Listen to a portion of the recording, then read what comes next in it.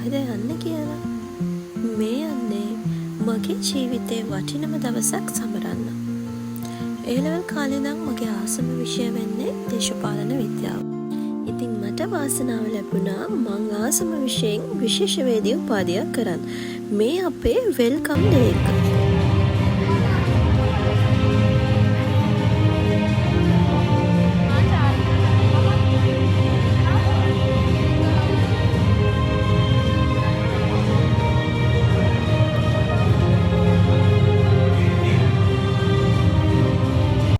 Welcome day එක කියලා කියන එක නොදන්න ළමයින්ට වෙල්කම් ඩේ එක කියලා කියන්නේ අලුත් අධ්‍යයන අංශයට අලුතින් එකතු වෙන දේශපාලන විද්‍යාව හදාරන මේ ළමයින් ටික පිළිගන්න දවස.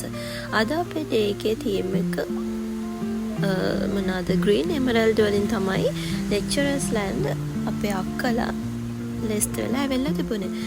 එතකොට අගෝරා කියලා අපේ වෙල්කම් ඩේ එකට නම දීලා තිබ්බා. ඒ අගෝරාව ගැන ලස්සන විස්තරයක් මේ දවසේ අපිට දැනගන්න ලැබුණා.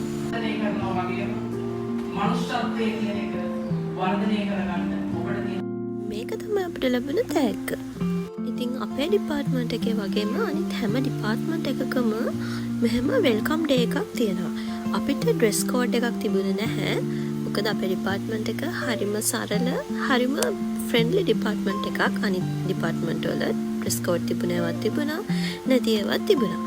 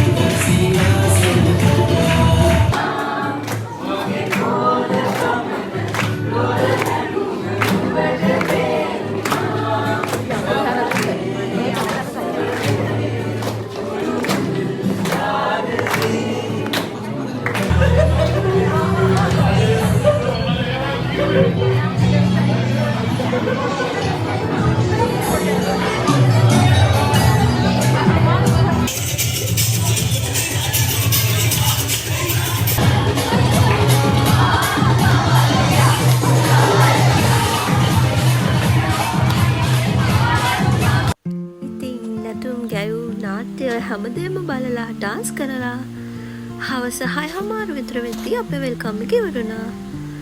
ඉතින් ලස්සන දවසක් වෙල්කම් ඩේ එක ඉවර වුණේ මෙහෙමයි.